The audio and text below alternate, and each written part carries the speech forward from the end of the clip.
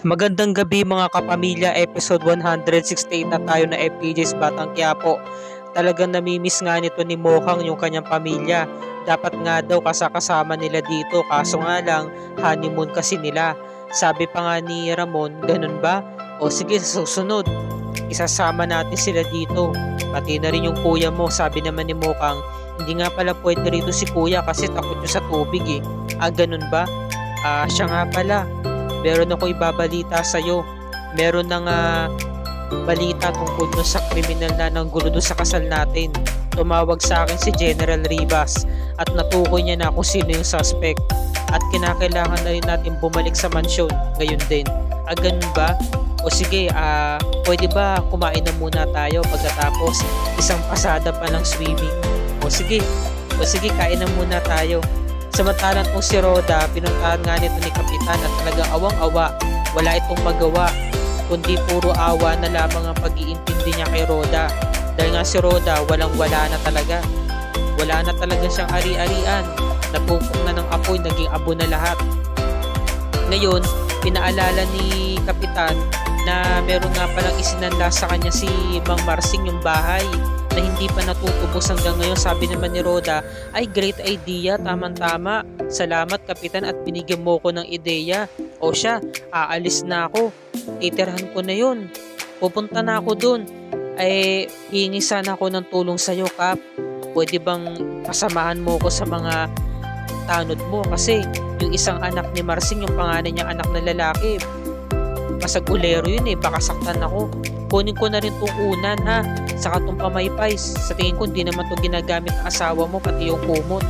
Samantalang kung si Mokang, nakita niya na meron tumatawag sa asawa niya kay Ramon, etong si Severino. Kukunin niya sana, kaso pagkakuha niya ng cellphone ni Ramon para sagutin yung kung sino yung tumatawag sa kabilang linya, nahuli siya ni Ramon. Sinaway siya, sabi, huwag mong papakalaman ng cellphone ko.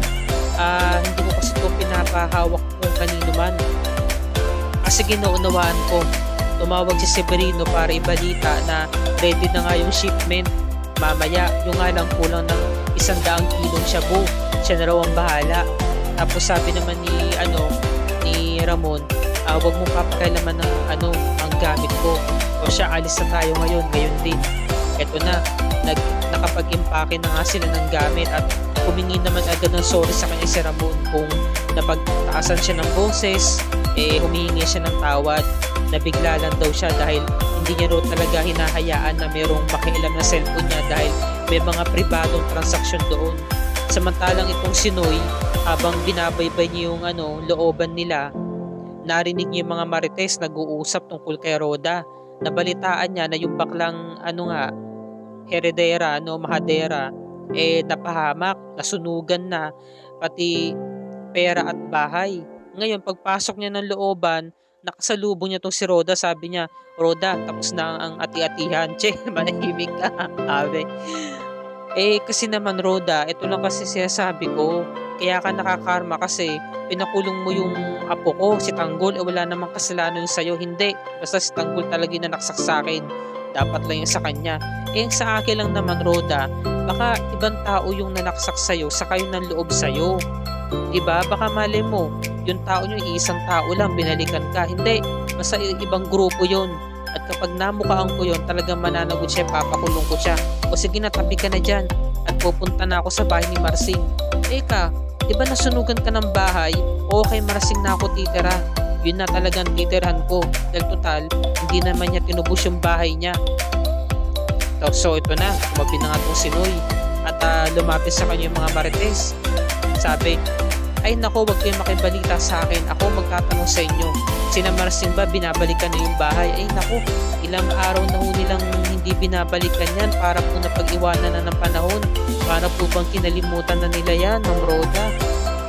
Hindi na nga ho nila binabalikan yan At saka isa pa ho, ang bali-balita, itong anak niyang si Monique, nakatagpo ng isang mayamang lalaki sa may bar na pangasawa niya. At dinala ho yung pamilya niya doon sa bahay ng lalaki sa may mansyon. Tapos pinasok na ni Roda, arte. Ano ba to? Ano bang klaseng bahay to? Puro agiw. Ay naku, dumating na nga si na Marsing, yung mga daga. Alis kayo, alis. O sige na, umalis na kayo, mga tanod kayo. Talagang may lakas pa kayo ng loob na manghingi ng Diyos, magmerienda. Wala naman ako ibabayad sa inyo. Sabi niya, oy kayo mga babae, ba't nandiyan pa rin kayo?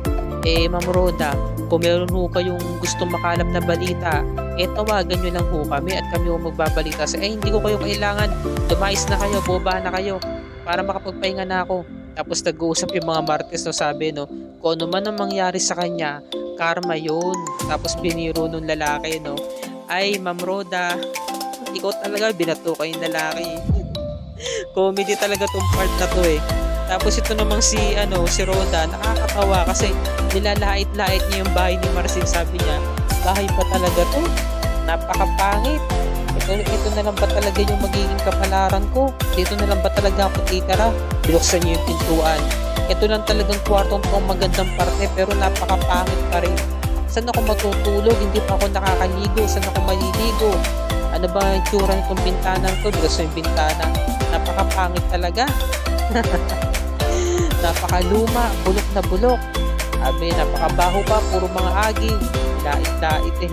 Tapos noon, ito na.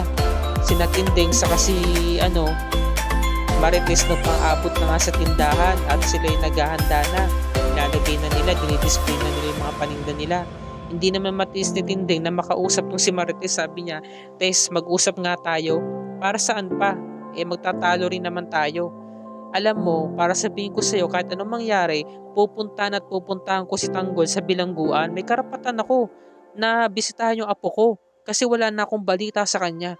Tinding, eto na naman tayo eh. Pag sa oras na nalaman niya ni Rigor, mag-aaway na naman kayo. Pilit kong inaayos ang pamilyang to. Gusto kong malagay tayo sa tahimik na buhay. Pero ikaw, inaaway mo kasi. Ikaw nagpapasimula, sabi naman ni Tinding, no, ay nako, kahit anong mangyari, kahit magalit pa siya sa akin, kahit palayasan niya pa ako, pupunta ako sa Tanggol. Sige, yun naman ang gusto mo eh. Samantalang itong si Olga, pinuntahan si Don Julio, ang kanyang ama, para alamin nga kung anong napag-usapan nila ni Ramon tungkol dun sa mga pakailamerong magulang ni Monique. Sabi naman ni Don Julio, gumawa na siya ng paraan, siya na ang bahala dun sa mga magulang ni Monique. Sabi naman ni Olga, maiba tayo papa. Sino ba ang humahawak na ngayon ng negosyo natin? Di ba napapabayaan? Kasi si Ramon nakapokus na doon sa bago niyang asawa. Meron ako imumungkay sa'yo papa. Baka naman meron ng humawak na negosyo natin sa ngayon.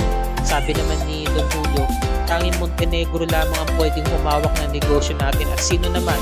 Si Tanggol. Siguro pagkakataon na papa para naman malaman niya kung ano ang transaksyon natin, kung ano ang negosyo natin. Para masanay na siya. Ito namang si Noy pumunta para makimarites.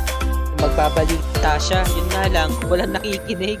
Kaya kinausap niya sarili niya. Ay nako, Tess, saka Tinding, nasunugan ng pera itong si Rhoda. Pinansin siya. O kita mo, nakinig kayong lahat sa akin. Lumapit nga kayo dito, meron akong chika sa inyo. May latest akong chika. Nasunugan ng pera itong si Rhoda. Pinasukan, pinagnakawan. At hindi pa tapos. Napupok din ang bahay niya. Nakasama rin sa mga nasunog. Sabi naman ni Tinding sa kanya Marites, karma yan sa kanya, napakasama ng ugali niya. Pinakulong niya si Tanggol, no? Saka kala mo kung sino, kung makapaningin, kala mo pagmamay-ari niya ang buhay ng tao dito. Sabi naman ni Noy, at hindi pa ako tapos, meron ka. Tapos, halika kayo dito. Nakatira na ngayon si Rhoda sa bahay ni Marcel. Di ba hindi niya yun natubos? Di ba sinala niya yung bahay nila at hindi niya na ngayon binabalikan? Talaga ba?